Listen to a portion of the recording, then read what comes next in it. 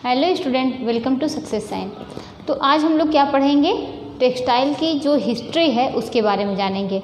मतलब टेक्सटाइल जो वस्त्र विज्ञान की शुरुआत कैसे हुई और वस्त्र का हमारे जीवन में हम कैसे क्या पृथ्वी पर मानव ने तुरंत जैसे मनुष्य पैदा हुआ तुरंत वो वस्त्र पहनने लगा। तो सारी चीज़ें क्या हम डिटेल में जानेंगे कि आखिर वस्त्र जो टेक्सटाइल शब्द है ये इस शब्द की उत्पत्ति किससे हुई है, कैसे हुई, कैसे इसका ये इतना आप जानते ही होंगे कि वस्त्र जो है ये आज पूरे देश विदेश में आप देखें बहुत एक आप इसको समझ सकते हैं कि वस्त्र है इसका हमारे जीवन में बहुत महत्व है। आप देखिए किसी पर्पस से पहना जाए, चाहे वो धार्मिक रूप से देखा जाए इसके महत्व को, चाहे वो क्या मानसिक रूप से महत्व देखा जाए, चाहे वो भावनात्मक रूप से देखा जाए, चाहे आर्थिक रूप से देखा जाए, तो सारी चीज़ों का क्या है कि महत्व वस्त्र का अलग अलग तरीके से है। आप ये देखिए कि अगर आप वस्त्र की बात करते हैं तो जो टेक्सटाइल शब्द है इसकी पहले हम स्टार्टिंग यहीं से करते हैं। टेक्सटाइल शब्द की उत्पत्ति किससे हुई है? तो टेक्सटाइल शब्द की उत्पत्ति किससे हुई है? लैटिन भाषा से। किससे? टेक्सटाइल जो है वो ये लैटिन भाषा का शब्द है।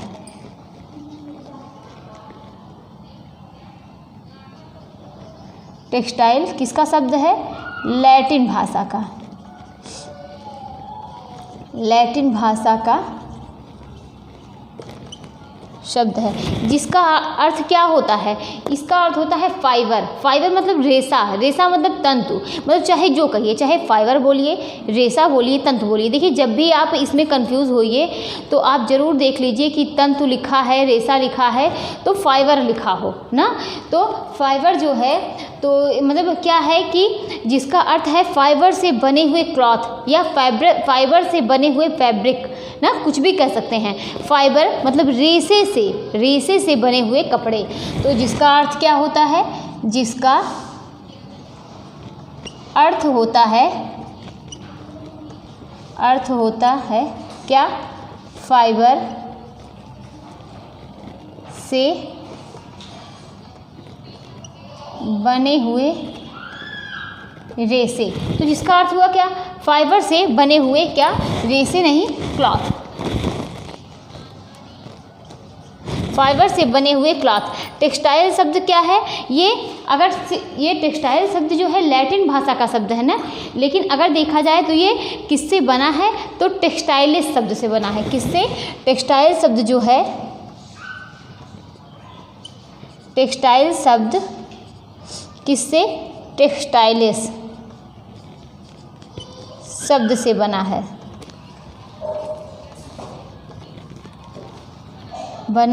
अगर बात किया जाए, देखिए ये सब इम्पॉर्टेंट टॉपिक है, सब एक एक पॉइंट इसका क्या है, सब इम्पॉर्टेंट है कि टेक्सटाइल जो है वो लैटिन भाषा का शब्द है जिसका अर्थ होता है फाइबर से बने हुए क्लॉथ या फैब्रिक। उसके बाद बात की जाए टेक्सटाइल शब्द जो है वो किससे बना है? टेक्सटाइलिस से बना है। और बात क्या करते हैं कि ये किससे टेक्सटाइलिस से बना है? और वस्त्र विज्ञान की, देखिए ये क्वेश्चन जो है बहुत ज़्यादा पूछा जाता है, वस्त्र विज्ञान की सबसे छोटी इकाई क्या है? तो वो क्या है कि रेशा। तो वस्त्र विज्ञान की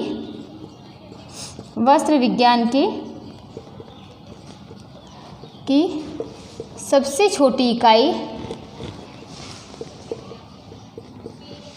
इकाई क्या है? रेशा है। वस्त्र विज्ञान की सबसे छोटी इकाई क्या है? रेशा है। अब बात करते हैं कि अगर देखिए कपड़ों की शुरुआत कैसे हुई, तो कपड़ों की शुरुआत जो हुई थी ना वो सुरक्षात्मक दृष्टि से हुई थी। कैसे हुई थी? सुरक्षात्मक दृष्टि से। क्या जो पहले के मानव, जो आदिमानव थे, वो क्या वस्त्र पहनते थे? नहीं, वो वस्त्र नहीं पहनते थे। तो वो कैसे धीरे धीरे हम ये समझेंगे कैसे वो धीरे धीरे वस्त्र का निर्माण हुआ, कैसे उनके मन में ये विचार आए कि और ये वस्त्र पहनने की जो ये नियम ये सब लोग सोचने लगे कि हम वस्त्र पहने, वो किस पर्पस से, अलग अलग वैज्ञानिक जो हैं उनके मत जो होते हैं वो अलग अलग होते हैं। तो वो किस पर्पस से हम लोग वस्त्र पहनना स्टार्ट किए, तो हम लोग इसके देखेंगे। तो जो कपड़ों की शुरुआत हुई थी वो किससे हुई थी? सुरक्षात्मक दृष्टिकोण से। कपड़ों की शुरुआत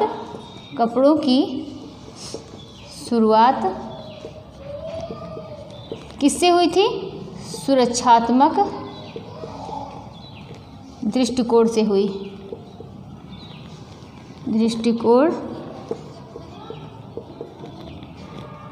से हुई ना।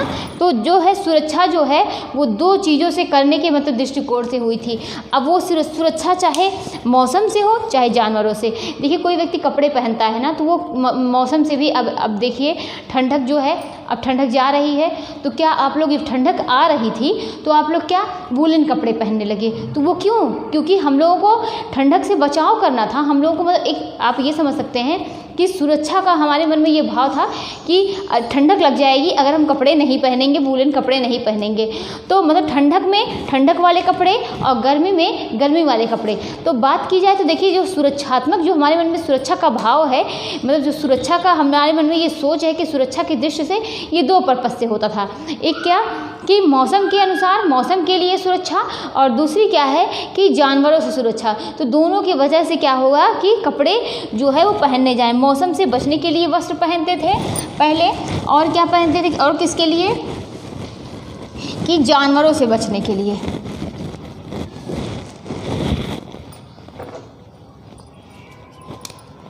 तो सुरक्षा जो है दो चीज़ों से करने के दृष्टिकोण से हुआ था। पहला कौन सा है? मौसम। और दूसरा कौन सा है? जो दूसरा है वो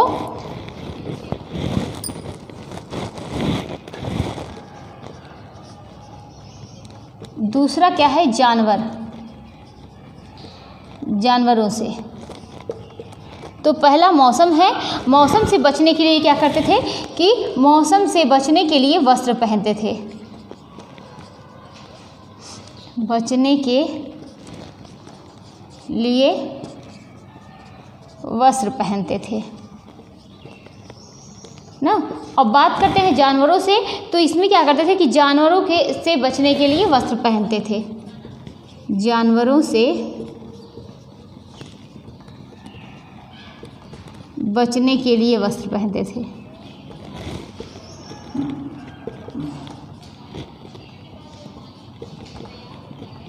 तो देखिए जो वस्त्र विज्ञान की क्या होती हैं, अब हम लोग वस्त्र विज्ञान की अवस्थाओं के बारे में पढ़ेंगे। तो वस्त्र विज्ञान की कितनी अवस्थाएं हैं? तो वस्त्र विज्ञान की कितनी अवस्थाएं हैं? 5 अवस्थाएं हैं। अब वो पांचों अवस्था को हम लोग एक एक करके पढ़ेंगे कि पांचों अवस्थाएं क्या हैं। क्या जो है स्टार्टिंग से ही जो मतलब वस्त्र जो है वो कैसे, वस्त्र का मन में विचार आया कि किस तरीके से वस्त्र पहनने जाने लगे। तो वस्त्र विज्ञान की अवस्थाएं, वस्त्र विज्ञान की अवस्थाएं। तो वस्त्र विज्ञान की कितनी अवस्थाएं हैं? ये 5 हैं। कौन कौन सी? तो पहली अवस्था की बात करते हैं। पहली अवस्था क्या थी? नग्न अवस्था। नग्न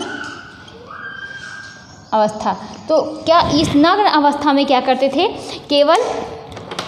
केवल क्या होता था, सुरक्षा के दृष्टिकोण से वो लोग क्या करते थे कि जो मतलब जो मानव थे वो सिर्फ सुरक्षा के दृष्टिकोण से वो क्या करते थे कि पत्तों से या पत्तों से और जो मतलब पेड़ की जो छाल होती है उन सब से क्या करते थे कि सुरक्षा के दृष्टिकोण से वो अपने तन को ढकते थे। तो नग्न अवस्था में क्या है कि इसलिए वो अपने शरीर को ढकता था ताकि उसकी क्या हो, सुरक्षा हो सके। और वह किससे अपनी सुरक्षा करते थे उस टाइम? कोई रेशे नहीं थे, कोई किसी प्रकार का ना लिनन था, ना कपास था, ना जूट बाका, मतलब कोई भी ऐसे ना प्राकृतिक रेशे थे, ना क्या मानव निर्मित रेशे थे, किसी प्रकार के रेशे थे उस टाइम कुछ नहीं था, किसी को कोई जानकारी नहीं थी। तो वो उस टाइम क्या करते थे कि नग्न अवस्था में वो क्या करते थे कि वो मतलब किससे कि सुरक्षा के दृष्टिकोण से वो कपड़े जो हैं वो मतलब इसको पेड़ की पत्तियों और छाल से अपना जो है वो तन ढकते थे। तो क्या करते थे कि इसलिए वह अपने शरीर को ढकता था, इसलिए मानव अपने शरीर को ढकते थे कि क्या हो, ताकि उसकी सुरक्षा हो सके, ताकि उसकी सुरक्षा हो सके। और वो तन जो है किससे ढकते थे? वो जो है पेड़ पौधे और किससे? पेड़ पौधों पेड़ पौधे और क्या कि पौधों की छाल और छाल से अपना शरीर ढकते थे। शरीर ढकते थे। तो ये क्या हो गया? नग्न अवस्था हो गया। ये पहली अवस्था हो गई कि वो क्या करते थे, सुरक्षा के दृष्टिकोण से वो अपने शरीर को ढकते थे। और क्या होता है कि वह सुरक्षा जो है वो किस चीज़ से क्या करके, मतलब किस चीज़ से अपना शरीर ढकते थे? पेड़ पौधे की पत्तियों और किससे? छाल से अपना शरीर ढकते थे। अब बात करते हैं दूसरा। तो दूसरा जो होता है वो शिकार की अवस्था थी। क्या थी? शिकार की अवस्था। शिकार की अवस्था। अब इस टाइम क्या करते थे कि जब वो शिकार करते थे तो मनुष्य जब जानवरों को मार कर खाता था तो जानवरों की खाल से क्या करते थे कि वो अपने शरीर को ढकते थे। तो जानवरों को मारकर उसकी खाल का प्रयोग करते थे अपने शरीर को ढकने के लिए। तो इसमें क्या है? शिकार की अवस्था। जानवरों को खाने के लिए मारकर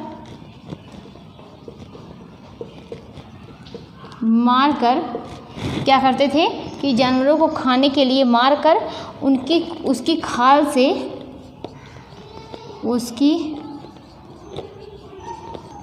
से अपना शरीर ढकते थे। तो शिकार की अवस्था में जानवरों को खाने के लिए क्या करते थे कि जो आदिमानव थे वो जानवरों को खाने के लिए मानव क्या करते थे कि मारकर जो जानवरों की खाल होती थी उससे क्या करते थे कि अपना शरीर ढकते थे। ये दूसरी अवस्था हो गई। अब बात करते हैं तीसरी अवस्था की। तो वो थी क्या? कृषि की अवस्था। इसमें जो है कृषि की अवस्था। अब जब कृषि की अवस्था में क्या करते थे, और इसी समय कृषि की अवस्था में ही क्या करते थे कि प्राकृतिक रेशों का क्या हुआ था? विकास हुआ था। इसमें इसी समय क्या हुआ था कि मनुष्य जब खेती करने लगा था तो फसल को उगाने के लिए वह जब खेती करता था, मतलब फसल को उगाने के लिए खेती करता था, तो इसी समय वह क्या, किस रेशे का? प्राकृतिक रेशों का जो है वो विकास हुआ था। प्राकृतिक रेशों का विकास हुआ था। प्राकृतिक रेशों का विकास कब हुआ था? प्राकृतिक रेशों का विकास, और वो भी कब कि जब मनुष्य क्या करते थे कि मतलब खेती करने लगे, कृषि करने लगे और फसल को मतलब खाने के लिए जब फसल को मतलब उगाने लगे तो वो क्या करते थे कि वो उसी समय, और कैसे हुआ था कि जब उन्होंने देखा एक दिन चिड़िया को क्या करते हुए थे, क्या करते देखा? घोंसला बनाते हुए देखा। जब चिड़िया को क्या करते हुए देखा? घोंसला बनाते देखा हुआ, तो उनके मन में विचार आया कि इस तरीके से हम क्या कर सकते हैं? एक वस्त्र का निर्माण कर सकते हैं। तो कृषि की अवस्था में इसी समय क्या हुआ था? प्राकृतिक रेशों का विकास हुआ था। और इसी समय वो क्या करते थे कि मतलब जब फसल को उगाते थे, खेती करते थे और उगाते थे, उसी टाइम मतलब इस रेशे का विकास हुआ था। अब तीसरा क्या है कि ये तीसरी, पहली क्या थी? नग्न अवस्था, दूसरी शिकार की अवस्था, तीसरी कृषि की अवस्था, चौथी जो है वो सामाजिकता की अवस्था। चौथी अवस्था कौन सी थी कि सामाजिकता की अवस्था या सामाजिक अवस्था। सामाजिक अवस्था। अब ये सामाजिक अवस्था क्या थी? जब मनुष्य कृषि करने लगा था तो कृषि करने के लिए वह एक स्थान पर क्या करता था कि जब मनुष्य कृषि करने लगा तो वह कृषि करने के लिए क्या करता था कि एक स्थान पर ठहरने लगा ना। तो जब एक स्थान पर ठहरने लगा तो उसका जो है सामाजिक दायरा जो है वो बढ़ता गया। तो जब मनुष्य क्या है कृषि करने लगा तो वो एक स्थान पर रहने लगा और जिससे उसके सामाजिकता का विकास हुआ और मनुष्य जो है एक सामाजिक वर्ग जो है वो बन गया कि उसमें क्या हुआ कि क्या विकास हुआ? ब्राह्मण, क्षत्रिय, वैश्य, शूद्र ना।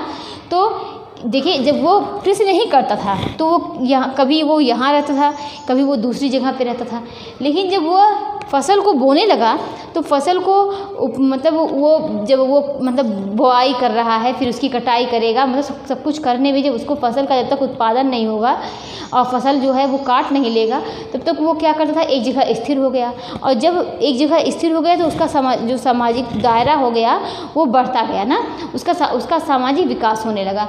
तो ये क्या है कि सामाजिक अवस्था। अब ये 3-4 अवस्थाएं हो गई।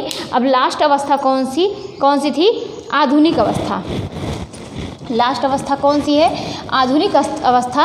और इस आधुनिक अवस्था को वैज्ञानिक अवस्था के नाम से भी जानते हैं। और इसी में क्या हुआ? इसी में संश्लेषित रेशे का विकास हुआ था ना।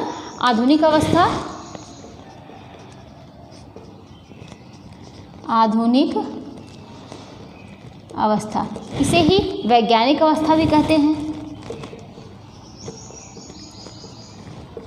वैज्ञानिक अवस्था भी कहते हैं। इसी समय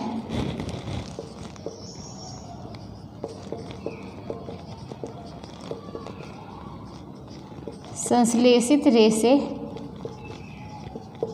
का विकास हुआ। तो आधुनिक अवस्था को वैज्ञानिक अवस्था कहते हैं। और इसी समय क्या हुआ था? संश्लेषित रेशे का विकास हुआ था। और इस अवस्था का मतलब है कि वैज्ञानिक, ये किससे जुड़ा हुआ है? वैज्ञानिक युग से जुड़ा है।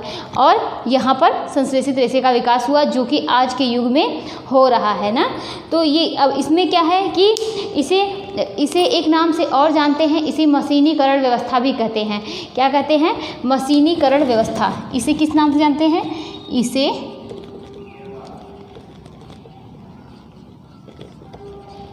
मशीनीकरण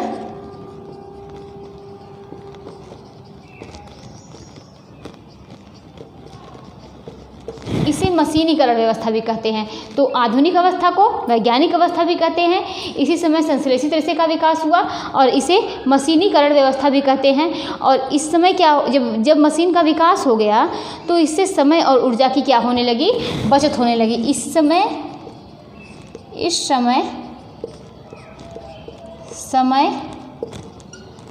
और ऊर्जा की बचत होने लगी ना। तो ये क्या हो गया? आधुनिक अवस्था हो गई। इसी को वैज्ञानिक अवस्था भी कहते हैं। अब देखते हैं कि वस्त्रों के उद्गम। तो वस्त्रों के जो उद्गम है, यानी आप बात कर सकते हैं एक तरीके से वस्त्रों के सिद्धांत। तो वस्त्रों के जो मूलभूत सिद्धांत हैं वो कितने हैं? 4 हैं ना। तो वस्त्रों के मूलभूत सिद्धांत कितने हैं? 4 हैं।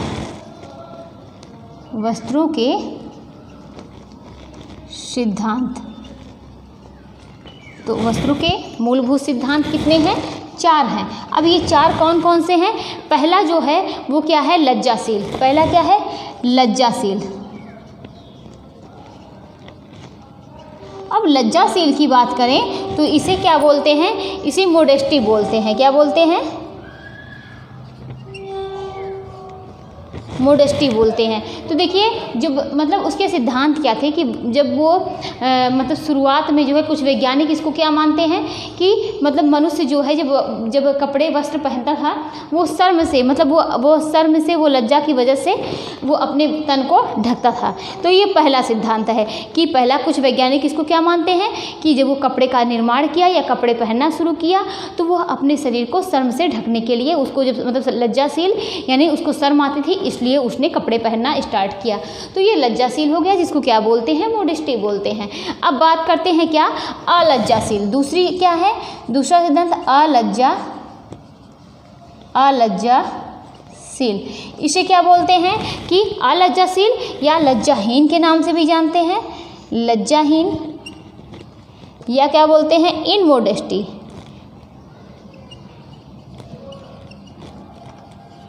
तो ये देखिए, ये क्या था कि इनमोडेस्टी यानी मतलब अलज्जाशील क्या है कि लज्जाशील का विपरीत है। मनुष्य जो है, कुछ वैज्ञानिक क्या मानते हैं? मनुष्य शर्म की वजह से, मतलब यहाँ पर आप इसमें लिख लीजिए कि यह जो है, यह लज्जाशील का अपोजिट है। का उल्टा है ना। तो कुछ मनोवैज्ञानिक क्या मानते हैं कि मनुष्य जो है वह मनुष्य शर्म की वजह से नहीं, मनुष्य शर्म की वजह से नहीं इसलिए कपड़ा पहनना शुरू किया कि वह दूसरों को आकर्षित कर सके। मनुष्य शर्म की वजह से नहीं इसलिए कपड़ा पहनना शुरू किया, इसलिए कपड़ा पहनना शुरू किया कि वह दूसरों को आकर्षित कर सके ना। तो मनुष्य इसलिए कपड़ा पहनना शुरू किया कि वह जो है शर्म की वजह से नहीं था। मतलब इसका कुछ वैज्ञानिकों ने पहले वाले का विरोध किया। पहला वाला था कि कुछ वैज्ञानिकों का मानना था कि वह जो है शर्म की वजह से मनुष्य कपड़े या अपने शरीर को ढकना शुरू किया। दूसरा क्या है, अलज्जाशील या लज्जाहीन इनमोडेस्टी के नाम से जानते हैं कि मतलब ये उसका ठीक विपरीत है लज्जाशील का।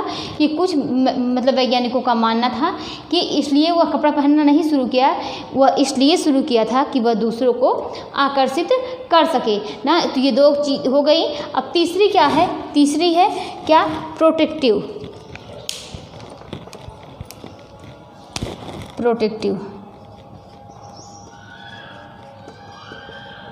यानी सुरक्षात्मक।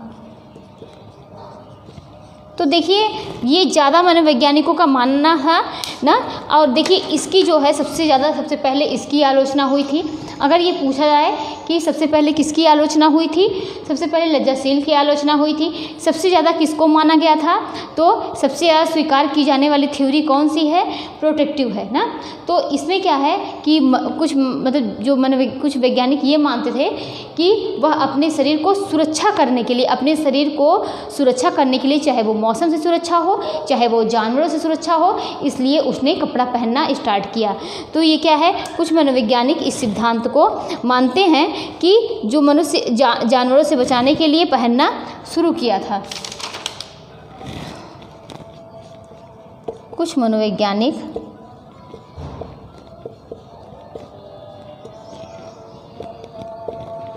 इस सिद्धांत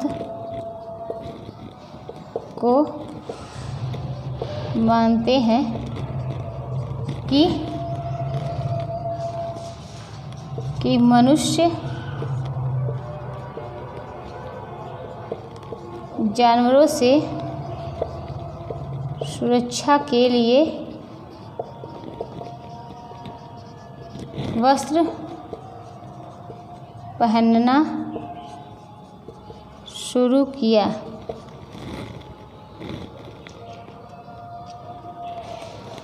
उसके बाद लास्ट क्या है, ये प्रोटेक्टिव था। लास्ट क्या है, चौथा नंबर अलंकारिक। उसके बाद इसको सजावटी भी बोला गया ना, सजावटी बोला गया। फिर इसे क्या बोला गया कि डेकोरेटिव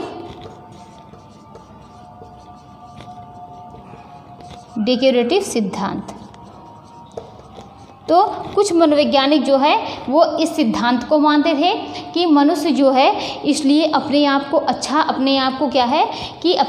को सजाने के लिए क्या हुआ कि उसने कपड़े पहनना स्टार्ट किया। तो देखिए ज़्यादा मनुष्य क्या ये इस चीज़ को मानते हैं कि व्यक्ति जो है अपने आप को सजाने के लिए, लेकिन ये जो है बात सबसे ज़्यादा इसको मानी गई कि क्या है कि प्रोटेक्टिव यानी सुरक्षात्मक दृष्टि से।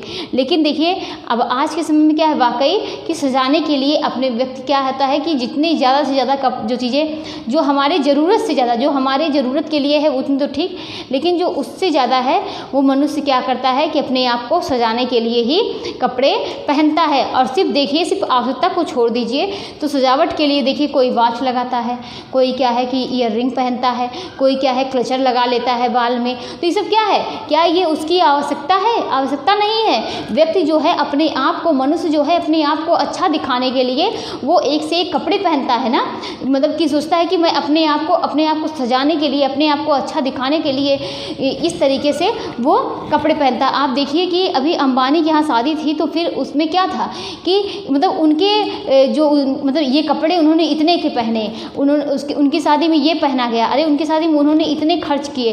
तो क्या है, सारे खर्च जो हो रहे हैं अपने आप को क्या है अच्छा दिखाने के उद्देश्य से किए जा रहे हैं। तो ये क्या है, वस्त्रों के सिद्धांत हो गए जो कि 4 थे। पहला क्या था, लज्जाशील। कुछ वैज्ञानिक ये मानते हैं कि मनुष्य जब कपड़े पहनना स्टार्ट किया तो वो शर्म से स्टार्ट किया था, उसको शर्म आ रही थी इसलिए उसने कपड़े पहनने स्टार्ट किए। दूसरा क्या था, अलज्जाशील, जिसे लज्जाहीन बोलते हैं, इन मोडेस्टी के नाम से इसे जाना जाता है। लेकिन तो कुछ ने क्या किया, उसको विरोध किया और कहा कि नहीं, जब मनुष्य को क्या है कि मनुष्य को शर्म की वजह से मनुष्य कपड़े नहीं पहने, मनुष्य ने इसलिए कपड़े पहनना शुरू किया कि वह दूसरों को आकर्षित कर सके, इस वजह से उसने कपड़ा पहनना शुरू किया। फिर इसका भी विरोध हुआ। फिर क्या आया, प्रोटेक्टिव, सुरक्षात्मक। कुछ मनोवैज्ञानिक इस सिद्धांत को मानते हैं कि मनुष्य जो है जानवरों से सुरक्षा के लिए, मौसम से सुरक्षा के लिए इस वजह से क्या किया कि कपड़े पहनना स्टार्ट किया। फिर लास्ट क्या है, अलंकारिक, जिसे बोलते हैं सजावटी, जिसे बोलते हैं डेकोरेटिव। तो इसका इस सिद्धांत का मतलब यह है कि मनुष्य अपने आप को सजाने और अच्छा दिखाने की वजह से क्या हुआ कि उसने वस्त्र पहनना स्टार्ट किया। तो अब आगे क्या देखते हैं, तो अब हम क्या देखेंगे, ये क्या थे, वस्त्र के सिद्धांत थे। अब हम क्या देखेंगे कि वस्त्र का मतलब वस्त्र का महत्व क्या है ना, वस्त्र के महत्व के बारे में समझेंगे। और जो है कि आप लोग इसको जानते भी होंगे, इसको हम लोग पॉइंट में देखेंगे कि वस्त्र के महत्व, वस्त्र के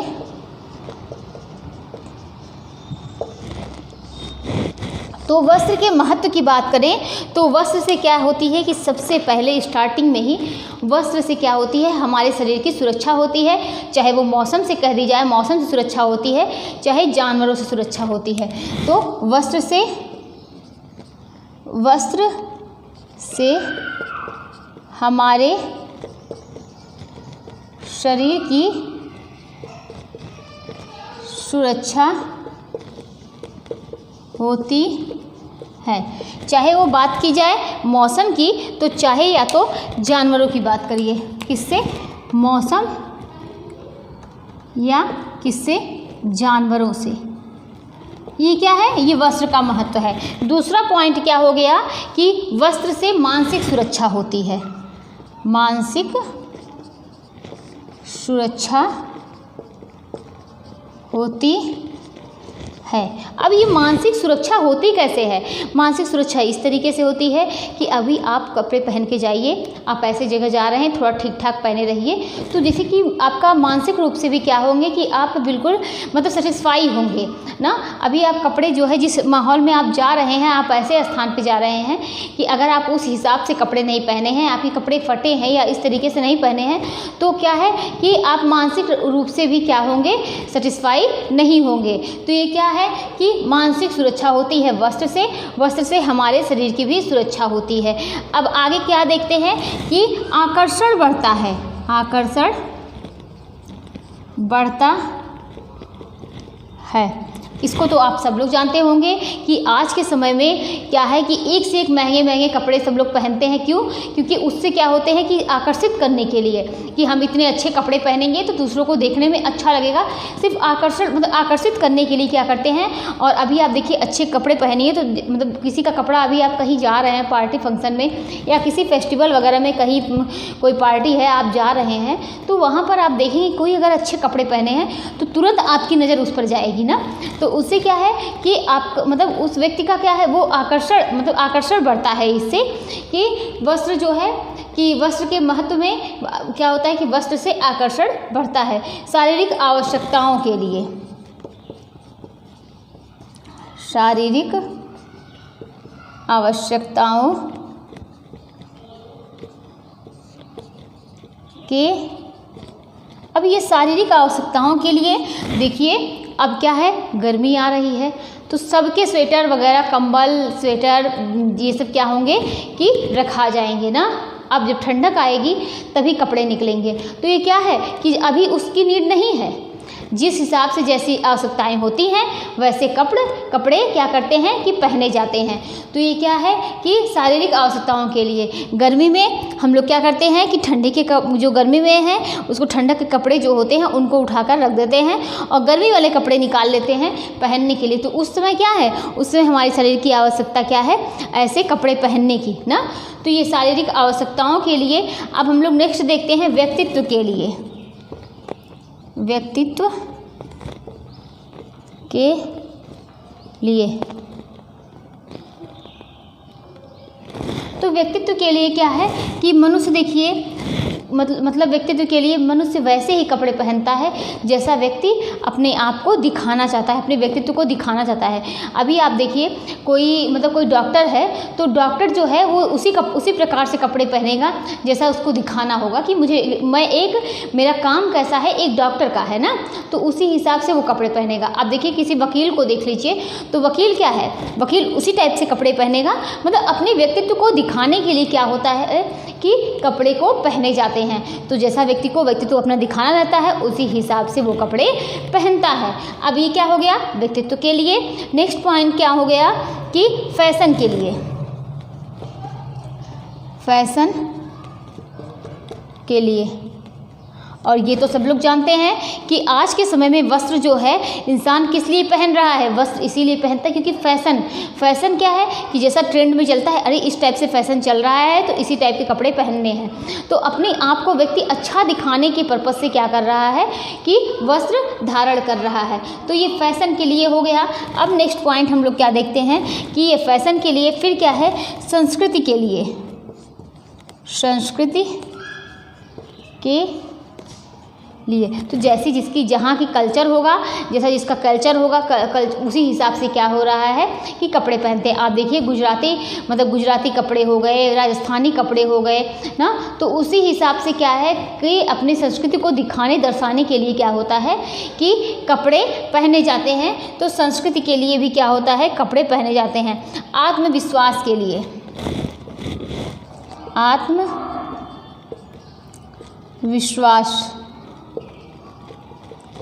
के लिए, अगर आप सही तरीके से कपड़े पहने हैं, आपने अच्छे कपड़े पहने हैं, मतलब सुंदर हो या ना हो लेकिन आप एकदम सही तरीके से कपड़े पहने हैं, तो क्या होगा कि आपका आत्मविश्वास जो है वो बढ़ा रहेगा। लेकिन अगर आप वहीं 4 लोगों के बीच में आपने उस तरीके से कपड़े नहीं पहने हैं तो आपका आत्मविश्वास जो है वो बिल्कुल डगमगाया रहेगा। आपका आत्मविश्वास सही नहीं रहेगा। तो ये क्या है, आत्मविश्वास के लिए भी क्या होते हैं कि कपड़े पहने जाते हैं। अब आगे क्या देखते हैं कि कपड़ों से क्या होते हैं, ये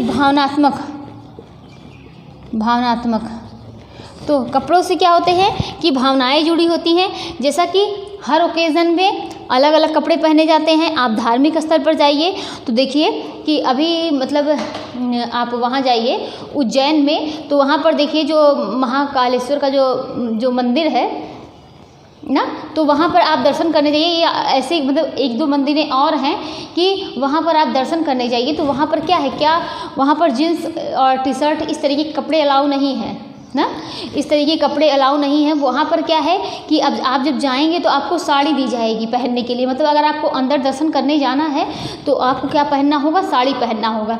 क्यों? क्योंकि ये क्या मतलब वहाँ की मान्यताएं हैं, मतलब भावनात्मक दृष्टिकोण से वहाँ की ये मतलब इस तरीके से बना हुआ है कि मतलब वहाँ पर ऐसे ही कपड़े पहनने हैं। तो ये क्या है कि भावनात्मक दृष्टिकोण से ये मतलब कपड़े का महत्व है।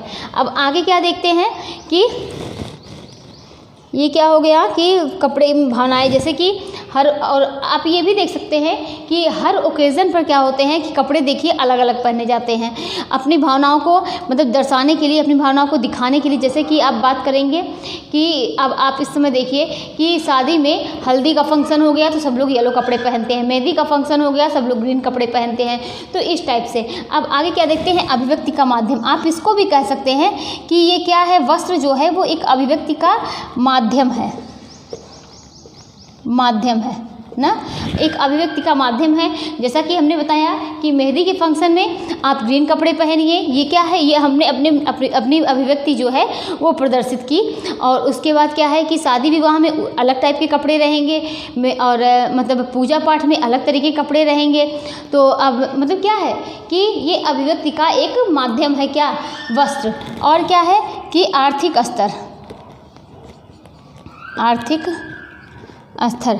स्तर क्या है कि मतलब आज के समय में देखिए कि जो महंगे कपड़े पहने हैं, अभी कोई व्यक्ति को बहुत महंगा कपड़ा पहना है तो उसको लोग देख के ऐसा जज करेंगे कि वो क्या है कि वो व्यक्ति जो है वो बहुत महंगे कपड़े पहना है, तो इसका मतलब क्या है कि उसका आर्थिक स्तर बहुत अच्छा है, आर्थिक स्थिति उसकी बहुत अच्छी है। तो अपनी आर्थिक स्थिति को ऊंचा दिखाने के लिए भी क्या कहते हैं कि कपड़े पहने जाते हैं। तो इस तरीके से ये वस्त्र का महत्व था। वस्त्र से हमारे शरीर की सुरक्षा होती है, मानसिक सुरक्षा होती है और क्या आकर्षण बढ़ता है। शारीरिक आवश्यकताओं के लिए वस्त्र पहने जाते हैं, व्यक्तित्व के लिए, फैशन के लिए, संस्कृति के लिए, आत्मविश्वास के लिए, भावनात्मक के लिए, अभिव्यक्ति का माध्यम है और आर्थिक स्तर। तो ये क्या हो गए, वस्त्र के महत्व हो गए। अब आगे हम लोग क्या देखते हैं, इतना हम लोगों ने देखा, अब हम लोग क्या देखते हैं, और हमने क्या है इसकी अवस्थाएँ भी पढ़ी। वस्त्र विज्ञान की जो टेक्सटाइल की अवस्थाएँ हैं तो 5 थी, उसमें हम लोगों ने 5 अवस्थाओं के बारे में देखा था। कौन कौन से, एक क्या था, नग्न अवस्था, शिकार की अवस्था, कृषि की अवस्था और क्या, सामाजिक अवस्था और आधुनिक अवस्था। ये हो गई कि अवस्थाएं। और हमने क्या देखा, महत्व के बारे में। अब हम लोग क्या पढ़ेंगे, क्लासिफिकेशन ऑफ ज्ञान, इसके बारे में देखेंगे।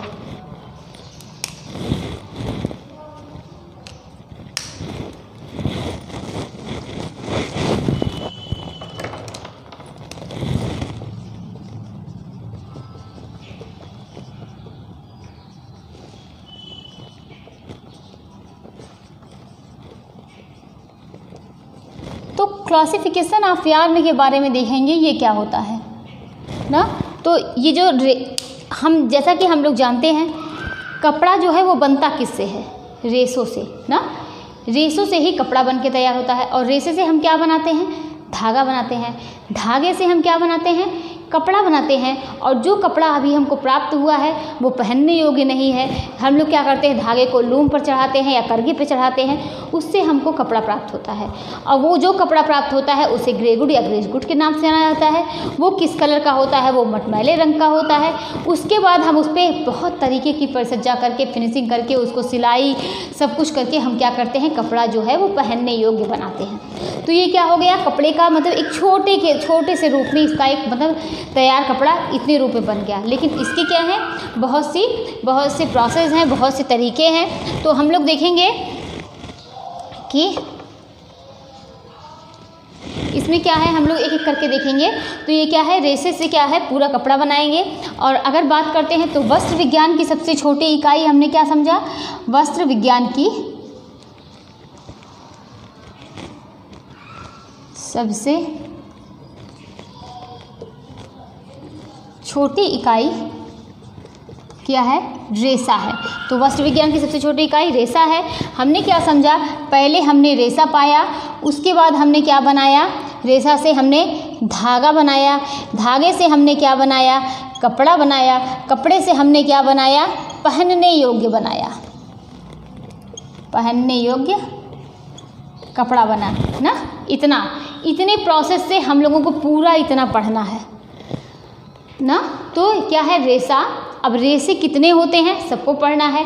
धागा, रेशे से हमने धागा बनाया, धागे को हम लोग लूम पर ले गए, करघे पर ले गए, करघे से हमने कपड़ा बनाया, कपड़े से हमने पहनने योग्य कपड़ा बनाया। और रेशा जो है वो कई प्रकार का होता है। इसको बात करें तो इसे किस नाम से जानते हैं, इसे हम लोग तंतु भी कहते हैं। क्या कहते हैं, तंतु कहते हैं। और बात करें तो इसे क्या किस नाम से जाना जाता है, इसे फाइबर के नाम से जाना जाता है ना, फाइबर भी कहते हैं। तो रेशा, तंतु, फाइबर, देखिए तीनों नाम एक ही हैं। तो अब तीनों का वर्गीकरण करेंगे तो देखिए जो रेशा होता है ना, तो ये 2 प्रकार के होते हैं। मतलब एक लंबाई के आधार पर होता है ना, तो एक लंबाई के आधार पर होता है, दूसरा के इसके किस आधार पर वर्गीकरण कर सकते हैं, स्रोत के आधार पर यानी प्राप्ति के आधार पर इसका वर्गीकरण कर सकते हैं। तो अब बात करते हैं क्या, रेशा तंतु और क्या, फाइबर। अब एक एक करके इसको देखिए, समझिए, और यहीं पर काफ़ी चीज़ें आप लोगों को समझ में आ जाएंगी। तो पहला क्या है, लंबाई के आधार पर वर्गीकरण। लंबाई के आधार पर वर्गीकरण। अब करते हैं, चलिए, ये लंबाई के आधार पर वर्गीकरण हो गया। अब बात करेंगे किस आधार पर, प्राप्ति या स्रोत के आधार पर वर्गीकरण। मतलब प्राप्त किसके आधार पर, स्रोत या प्राप्ति या स्रोत के आधार पर वर्गीकरण, के आधार पर वर्गीकरण। तो हमने क्या समझा कि रेशा, तंतु, फाइबर तीनों एक ही हैं ना, और उसके बाद लंबाई के आधार पर वर्गीकरण किया, किसका, रेशे का। फिर प्राप्ति के आधार पर वर्गीकरण किया। अब हम लोग देखिए, पहले इसको छोड़ देते हैं, पहले हम लोग इसको स्टार्ट करते हैं। तो जो ये लंबाई के आधार पर वर्गीकरण हमने किया, ये कितने प्रकार के हो गए, ये 2 प्रकार के होते हैं, 2 प्रकार के होते हैं।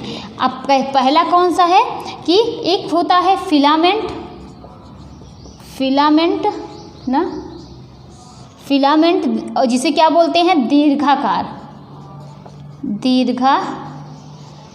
दूसरा क्या बोलते हैं, ये फिलामेंट हो गया, दूसरा क्या बोलते हैं, स्टेपल, स्टेपल ना, और स्टेपल को क्या बोलते हैं, लघु आकार, लघु आकार बोलते हैं। मतलब ये दीर्घाकार का रेशा और ये लघु आकार का रेशा। देखिए फिर से एक बार समझिए, रेशा, तंतु, फाइबर एक ही है। रेशा को हम लोगों ने 2 भागों में बांटा, एक लंबाई के आधार पर, दूसरा प्राप्ति के स्रोत के आधार पर। लंबाई के आधार पर 2 प्रकार के होते हैं, और एक फिलामेंट हो गया, दूसरा स्टेपल हो गया। आपको लघु आकार के नाम से ही समझ में आ रहा होगा कि स्टेपल जो है इसका आकार जो है वो लघु होगा, फिलामेंट ये दीर्घाकार। जब एक लघु हो गया तो एक क्या होगा, दीर्घ होगा। अब हम इसको बात करते हैं। देखिए, लंबाई, जिस रेशे की लंबाई ज़्यादा होगी उसको क्या बोलते हैं, उस रेशे की, जिस रेशे की लंबाई ज़्यादा होगी उसको फिलामेंट बोलते हैं। इसमें क्या होता है, जिस रेशे की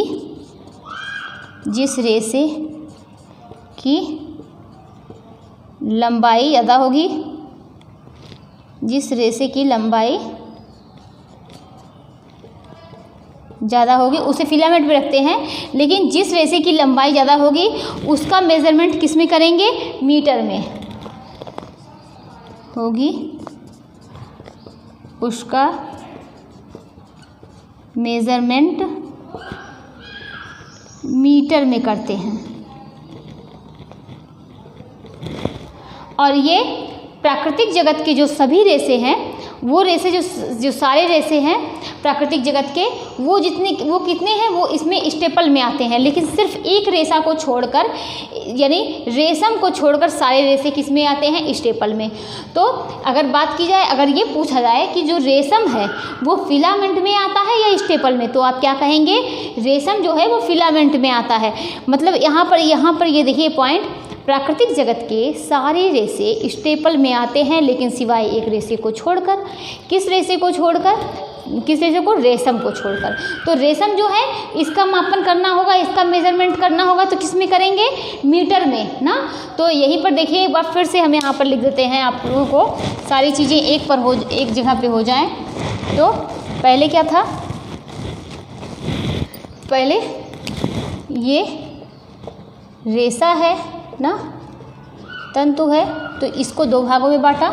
एक फिलामेंट हो गया, फिलामेंट, दूसरा क्या है कि स्टेपल हो गया, स्टेपल हो गया। इसे क्या बोलते हैं, दीर्घाकार, दीर्घाकार ना। इसी में हम लोग क्या समझे कि फिलामेंट जो होता है, जो लंबे रेशे होते हैं, और मतलब जो प्राकृतिक जगत के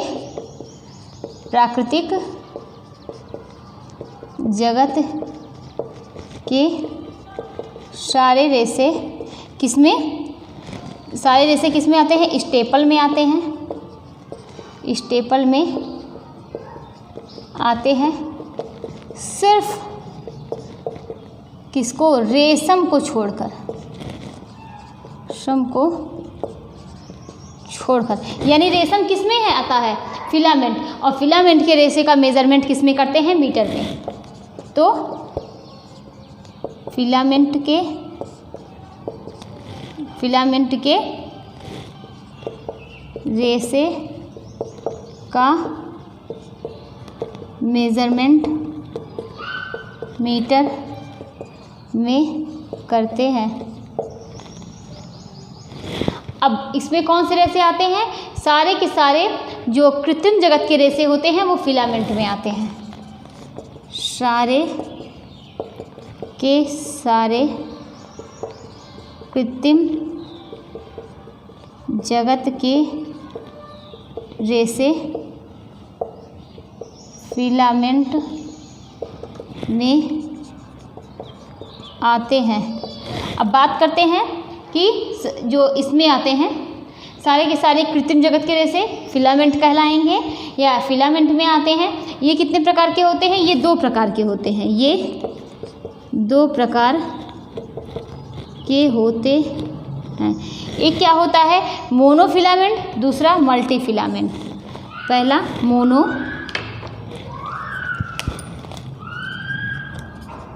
मोनोफिलामेंट, दूसरा क्या है? मल्टीफिलामेंट। तो देखिए जो मोनोफिलामेंट है ना, ये क्या होता है? एक ही प्रकार के लंबे रेशे से बना होता है। मोनोफिलामेंट एक ही प्रकार के लंबे रेशे से बना होता है। उसको मोनो मतलब एक, मल्टी मतलब कई। तो मोनोफिलामेंट की एक ही प्रकार के लंबे रेशे से जो रेशा बनता है वही क्या होता है कि मोनोफिलामेंट। मल्टीफिलामेंट कई प्रकार के लंबे रेशे को मिलाकर मल्टीफिलामेंट बनाया जाता है। तो आप लोगों को बहुत अच्छे से समझ में आ गया होगा कि रेशा तंतु फाइबर ये 2 भागों में बांटा गया है। एक क्या है कि किस आधार पर, एक जो है कि पहला हम लोगों ने क्या समझा, किस आधार पर? लंबाई के आधार पर। दूसरा क्या है? प्राप्ति या स्रोत के आधार पर। तो जो लंबाई के आधार पर थे ये 2 भाग में इसको बांटे गए। एक फिलामेंट, दूसरा क्या है? फिलामेंट दीर्घाकार, दूसरा क्या है? स्टेपल। तो जो फिलामेंट दीर्घाकार है ये क्या है? प्राकृतिक जगत के सारे रेशे इसमें आते हैं। प्राकृतिक जगत के सारे रेशे स्टेपल में आते हैं ना इसमें, और सिर्फ किसको छोड़कर? रेशम को छोड़कर। रेशम यानी रेशम फिलामेंट है। फिलामेंट में रेशे का क्या होता है? मेजरमेंट करते हैं। फिलामेंट में रेशे का मेजरमेंट किस में किया जाता है? मीटर में करते हैं। सारे के सारे कृत्रिम जगत के रेशे फिलामेंट में आते हैं। ये 2 प्रकार के होते हैं, एक मोनोफिलामेंट, दूसरा मल्टीफिलामेंट। एक ही प्रकार के लंबे रेशे किस में आते हैं? मोनोफिलामेंट होते हैं। और क्या मतलब एक ही प्रकार के लंबे रेशे से बना होता है मोनोफिलामेंट, और कई प्रकार के लंबे रेशे से मल्टीफिलामेंट बना होता है। अब क्या बात करेंगे कि स्रोत के आधार पर ना, पहले ये देखते हैं स्टेपल। हमने ये क्या देखा? स्टेपल। अब हमने स्टेपल देखेंगे। ये क्या होता है? इसे लघु आकार का रेशा बोलते हैं। लघु आकार का रेशा। अब बात करते हैं इसका मेजरमेंट किस में करते हैं? तो इसमें क्या होगा कि लंबाई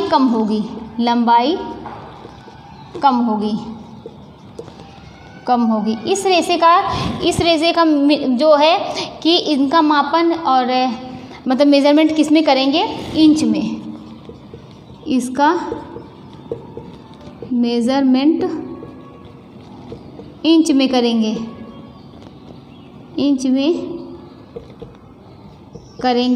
और किस में? इंच में भी करते हैं। और इसका मापन जो है वो सेंटीमीटर में भी करते हैं। किस में? सेंटीमीटर में भी करते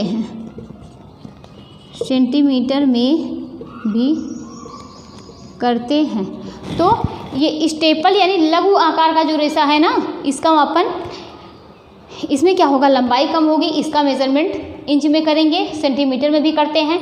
और बात क्या करते हैं कि प्राकृतिक जगत के सभी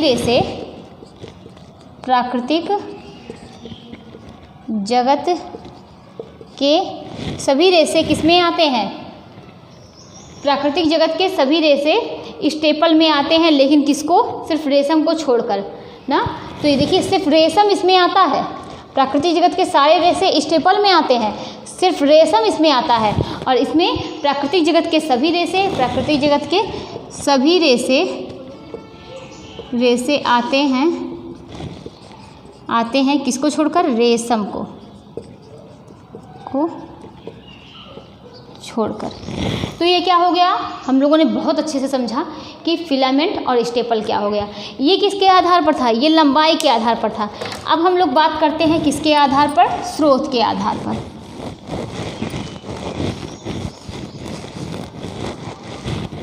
तो यही बात करते हैं कि स्रोत के जो आधार पर होता है ये भी कितने होते हैं, 2। स्रोत के आधार पर वर्गीकरण ये भी कितने हो गए, 2 हो गए। पहला क्या हो गया, प्राकृतिक, दूसरा क्या हो गया, कृत्रिम। प्राकृतिक, हाँ, दूसरा क्या हो गया, कृत्रिम।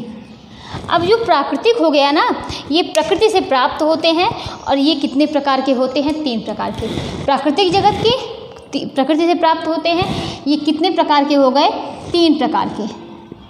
कौन कौन से, एक एक करके देखेंगे कि वानस्पतिक जगत, वानस्पतिक जगत से प्राप्त और दूसरा क्या है, क्या, प्राणिज जगत से प्राप्त। तीसरा क्या है, पहला वानस्पतिक, दूसरा प्राणिज, तीसरा क्या है, खनिज से प्राप्त रेशे। खनिज से प्राप्त रेशे। पहले हम कृत्रिम को नहीं देखेंगे, पहले हम पूरा डिटेल में प्राकृतिक जगत से प्राप्त रेशे हैं इनको देखेंगे। तो वानस्पतिक जगत से प्राप्त रेशे, प्राणिज जगत से प्राप्त रेशे, खनिज से प्राप्त रेशे। अब जो वानस्पतिक जगत से प्राप्त रेशे है ना, ये जो है इसको हम लोग देखेंगे, ये 3 होते हैं ना। जो मतलब एक पेड़ है, पेड़ के हर पार्ट से हम क्या करते हैं, रेशे की प्राप्ति करते हैं। और उसमें क्या हो गया, जो वानस्पतिक जगत से प्राप्त रेशे होते हैं, इसमें जो वानस्पतिक, देखिए यहीं पर देखते हैं, जो वानस्पतिक जगत से प्राप्त रेशे होते हैं इसमें सेलुलोज की मात्रा ज़्यादा होती है। किसकी, सेलुलोज की मात्रा ज़्यादा होती है। अब बात करते हैं प्राणिज जगत की, तो इसमें किसकी मात्रा ज़्यादा होती है, प्रोटीन की मात्रा ज़्यादा होती है।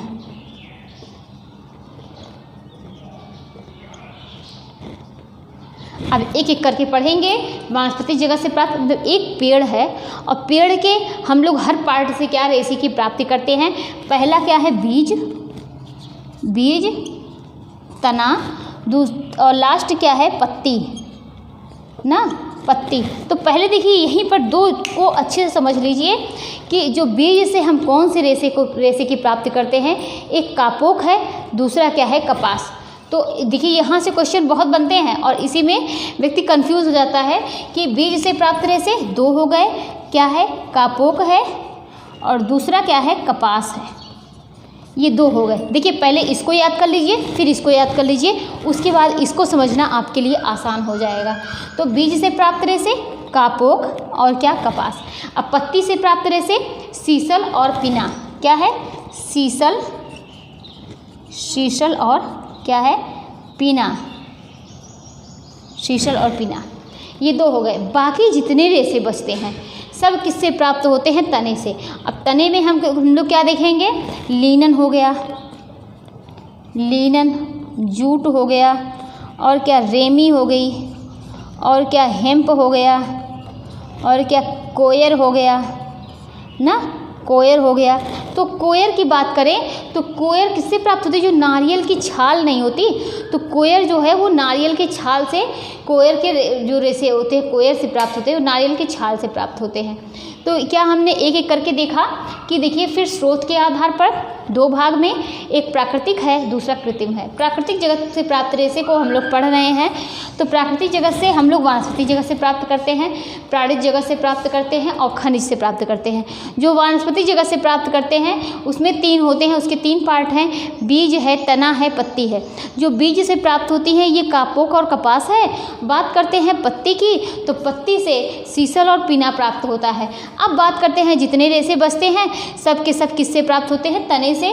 लीनन, कोयर, जूट, रेमी, हेम्प सारे रेशे किससे प्राप्त होते हैं, तने से प्राप्त होते हैं। अब ये हो गया। अब आगे क्या देखते हैं यहीं पर ये हम लोगों ने देखा कि ये वानस्पतिक जगत से प्राप्त हो गए ना। अब प्राणिज जगत से प्राप्त रेशे की बात करेंगे। तो प्राणिज जगत से प्राप्त रेशे की बात करेंगे। प्राणिज जगत में क्या होता है, प्रोटीन की मात्रा ज़्यादा होगी और इससे क्या प्राप्त होगा, रेशम और क्या, ऊन, क्योंकि ये जानवरों और कीड़ों से प्राप्त हो रही है ना। रेशम क्या है, ये बॉम्बेक्स मोरी नामक कीड़े से प्राप्त होता है रेशम। और ऊन जो है, जो वूल हम लोग प्राप्त करते हैं, वो किससे प्राप्त करते हैं, भेड़ से, बकरी से, ऊँट से, खरगोश से, इन सब के बाल से क्या प्राप्त होता है कि हम लोगों को ऊन प्राप्त होता है। तो ये क्या है, ये जानवरों से प्राप्त होते हैं। अब ये क्या हो गया कि अब देखिए यहीं पर एक आप समझना चाहे तो समझ सकते हैं कि पहले ये देख लेते हैं खनिज से प्राप्त। तो खनिज से प्राप्त रेशे क्या होते हैं, इसमें जो खजानों से प्राप्त होते हैं, और इसमें क्या आते हैं, सोना, चांदी, एस्बेस्टस। अब देखिए यहाँ पर आप कुछ पॉइंट नोट कर सकते हैं। क्या है कि जो अबाका और मनीला की प्राप्ति हमें तने और पत्ती से दोनों से होती है। अबाका और मनीला ना, अबाका मनीला की प्राप्ति हमें तने और पत्ती दोनों से होती है। अबाका मनीला की प्राप्ति तने और पत्ती दोनों से होती है ना। अबाका मनीला की प्राप्ति तने और पत्ती दोनों से होती है। हम लोगों ने क्या समझा, हम लोगों ने पूरा प्राकृतिक जगत से कौन कौन से कैसे रेशे प्राप्त होते हैं और सारे रेशों के बारे में हम लोगों को पढ़ना है। हम लोग कापुक का पढ़ेंगे, कपास पढ़ेंगे, linen, jute, ramie, hemp, sisal, पिना, सोना, चांदी, एस्बेस्टस, सारे रेशे हम लोगों को पढ़ने हैं। अब हम लोग क्या देखेंगे, कृत्रिम जगत से। ये हम लोगों ने प्राकृतिक जगत से प्राप्त रेशे देखे। कृत्रिम जगत से जो प्राप्त रेशे होते हैं, इनको भी कितने भागों में, 2 भागों में बांटा गया है।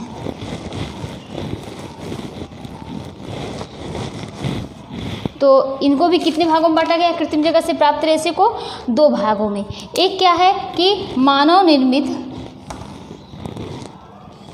पुनर्नियोजित मानव निर्मित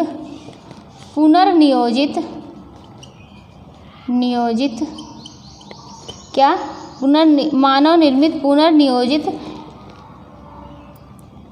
रेशे ना।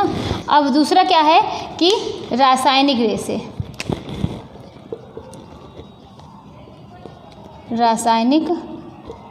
रेशे। तो मानव निर्मित पुनर्नियोजित जो रेशे होते हैं, इसमें सबसे पहला रेशा क्या है, रेयान जो है, यही पहला मानव निर्मित रेशा है। यही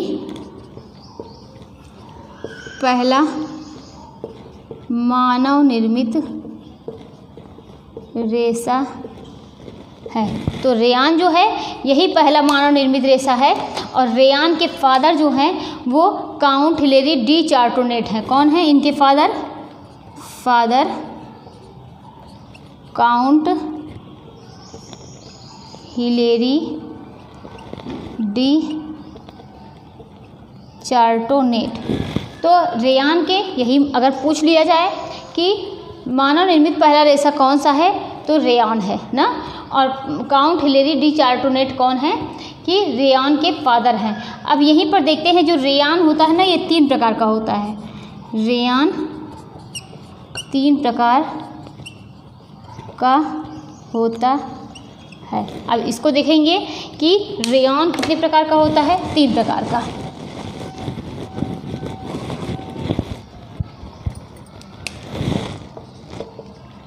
रेयान 3 प्रकार का होता है। कौन कौन से? पहला जो है वो नाइट्रोसेल्युलोज रेयान, नाइट्रोसेल्युलोज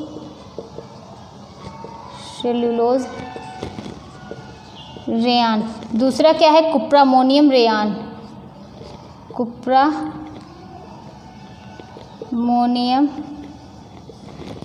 रेयान। तीसरा क्या है? Viscose rayon, viscose Ryan.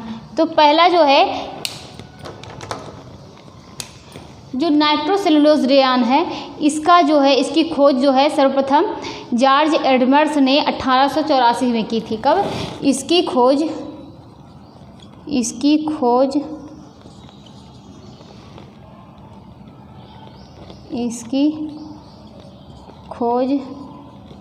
George एडमर्स ने कब? 1884 में की। इसमें नाइट्रोजन कार्बन गंधक क्या है वो मिलाया जाता है, मतलब ये इन तीनों से अभिक्रिया करके बनाया जाता है। इसमें नाइट्रोजन कार्बन गंधक मिलाया जाता है ना। ये बहुत अधिक लंबे समय तक क्या होता है कि ये बहुत अधिक लंबे समय तक नहीं चला, क्योंकि इसमें जो ये बहुत खर्चीली थी, इसको बनाने में काफ़ी पैसे खर्च हो जाते थे ना। ये बहुत अधिक लंबे समय तक नहीं चला, इसको बनाने में काफ़ी पैसे खर्च हो जाते थे और बहुत खर्चीली भी थी नाइट्रोसेलुलोज रेयान। अब बात करते हैं किसका? कुप्रामोनियम रेयान। ऐसा रेयान जिसमें क्या होता है? मोनियम यानी अमोनिया।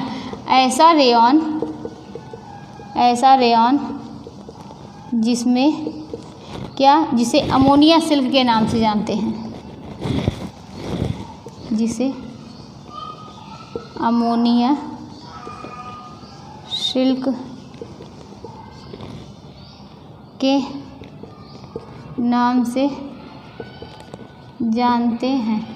और इसे क्या है कि अमोनिया से अभिक्रिया करके बनाया जाता है। इसे अमोनिया से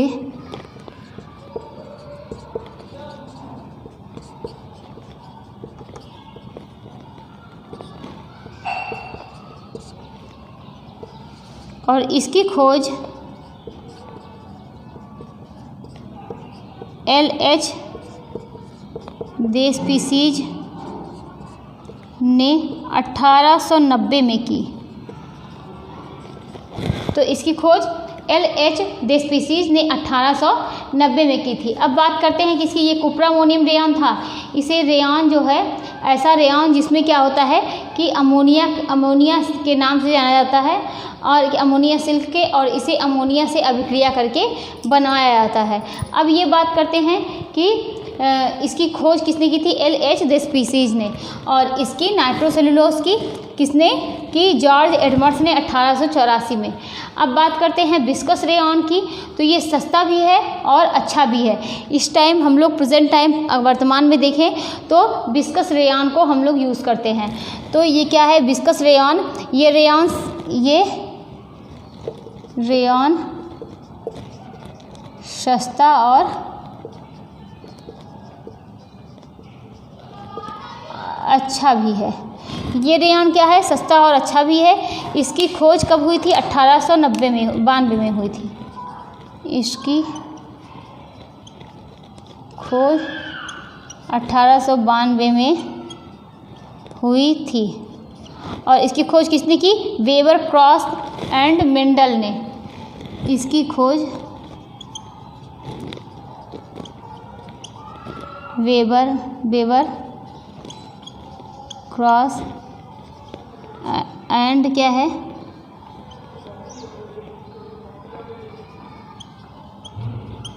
ने की। वर्तमान में इसी रेयान का क्या होता है कि यूज़ किया जाता है। तो ये हम लोगों ने 3 रेयान पढ़े जो कि पुनर्नियोजित के अंतर्गत आता है ना। मानव निर्मित पुनर्नियोजित रेयान कौन है? और उसमें रेयान के 3 प्रकार हैं, nitrocellulose rayon, cuprammonium rayon, viscose rayon. अब क्या बात करते हैं? रासायनिक रेसे हैं उसके बारे में। और आप जानते हैं ये रासायनिक रेसे जो होते हैं वो जितने और बहुत ढेर सारे रासायनिक रेसे होते हैं। रासायनिक रेसा। अब रासायनिक रेसों में कौन कौन से होते हैं कि इसमें क्या होता है कि नायलॉन हो गया, nylon, Dacron, Orlon, polyester, fibre glass, ये सब कैसे रेशे हो गए? ये सब जो रासायनिक रेशे हो गए, nylon, Dacron, Orlon, polyester, fibre glass. तो देखिए यही नायलॉन के पिता कौन थे कि doctor Wallace H Carothers, doctor Wallace H Carothers. Nylon को 20वीं शताब्दी का क्या कहते हैं? 20वीं शताब्दी का चमत्कार कहते हैं। नायलॉन को 20वीं शताब्दी का चमत्कार कहते हैं।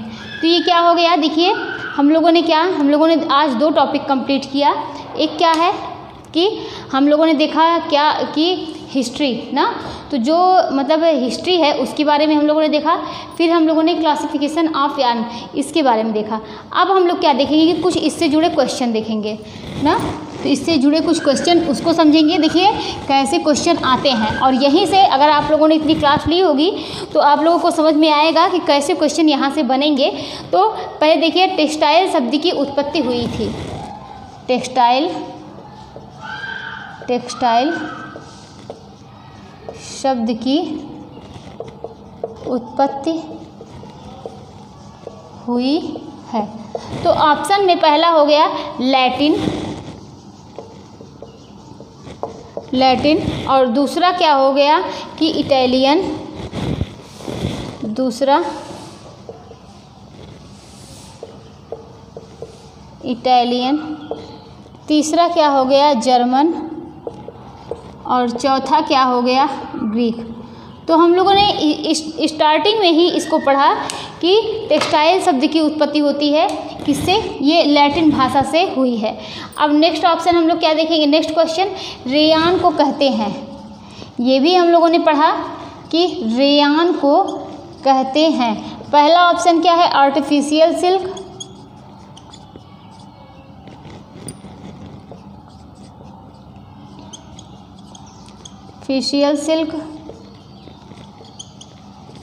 दूसरा क्या है कि मॉडर्न सिल्क,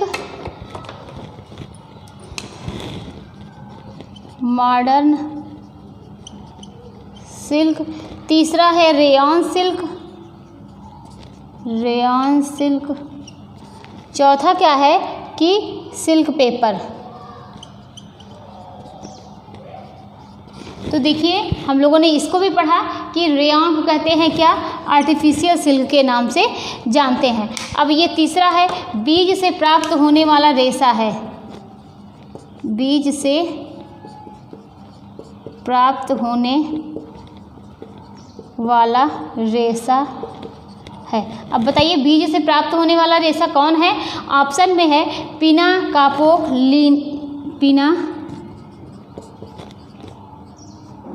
कापोक, लिनन और क्या? लिनन और सीसल। तो पिना, कापोक, लिनन, सीसल। तो बीज से प्राप्त होने वाला रेशा देखिए कापोक है। अगर और बात करते हैं तो बीज से कपाक भी होता है, कपास होता है ना, कपास। तो दो, एक कपास होता है, दूसरा क्या है? कापोक होता है। ये दोनों किससे प्राप्त होते हैं? बीज से। बात करें लिनन की तो लिनन जो है वो तने से प्राप्त होता है। अब क्या देखेंगे कि पत्ती से प्राप्त होने वाला रेशा है।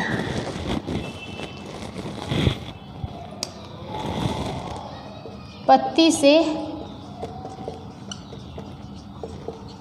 प्राप्त होने वाला रेशा है। पहला ऑप्शन क्या है? सीसल, दूसरा जूट, तीसरा कपास, चौथा हेम्प। तो पत्ती से प्राप्त होने वाला रेशा क्या है? सीसल है ना, सीसल है। और नारियल की छाल से प्राप्त होता है, नारियल की छाल से प्राप्त होता है। तो नारियल की छाल से कौन सा रेशा प्राप्त होता है?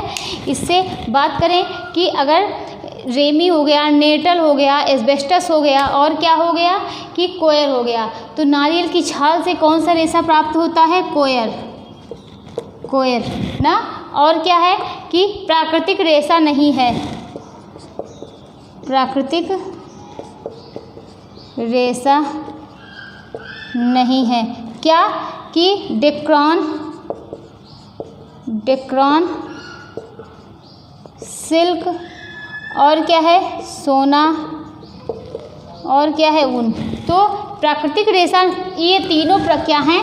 प्राकृतिक रेशे हैं, लेकिन डेक्रान जो है ये प्राकृतिक रेशा नहीं है। अब आगे क्या देते हैं? फिलामेंट का मापन इकाई है, फिलामेंट का मापन इकाई है। तो इसको भी हम लोगों ने अच्छे से समझा। फिलामेंट का मापन इकाई क्या होता है? मीटर में जो लंबे रेशे होते हैं, यानी प्राकृतिक जगत के जो भी लंबे रेशे होते हैं वह उसका मापन किस में करते हैं? फिलामेंट में करते हैं। और जो छोटे रेशे होते हैं उनका मापन जो होता है वो स्टेपल में होता है। तो मतलब मीटर, उसका जो छोटे रेशे होते हैं उनको स्टेपल बोलते हैं, लेकिन उनका मापन जो होता है इंच में या सेंटीमीटर में करते हैं। तो फिलामेंट की मापन इकाई क्या है? मीटर हो गया ना। एकमात्र प्राकृतिक रेशा जो फिलामेंट है, एक मात्र प्राकृतिक रेशा जो फिलामेंट है। तो इसमें क्या है? इसको भी हम लोगों ने कई बार समझा। इसमें कौन सा रेशा हो गया? रेशम होगा। कौन सा? रेशम हो गया। रेमी की प्राप्ति होती है, तो रेमी की प्राप्ति किस पौधे से होती है? नेटल के पौधे से होती है। तो देखिए यहाँ पर इसी तरीके से क्वेश्चन बनते हैं। हम लोगों ने कम से कम 8-10 क्वेश्चन करके इस तरीके से समझा कि प्राकृतिक रेशा नहीं है कौन सा? डेक्रान। और आज जो है ये हम लोगों ने रेशे के बारे में देखा। और अब हम लोग एक एक करके एक रेशे को पढ़ेंगे ना। जैसे कि लिनन हो गया, कपास हो गया, सोना हो गया, चांदी हो गया, एस्बेस्टस हो गया, सीसल हो गया, रेमी हो गई। मतलब सारी चीज़ें करके एक एक क्लास हम लोगों की होगी। तो देखिए आज का क्लास यहीं तक था। अब मिलते हैं कल नेक्स्ट टॉपिक के साथ।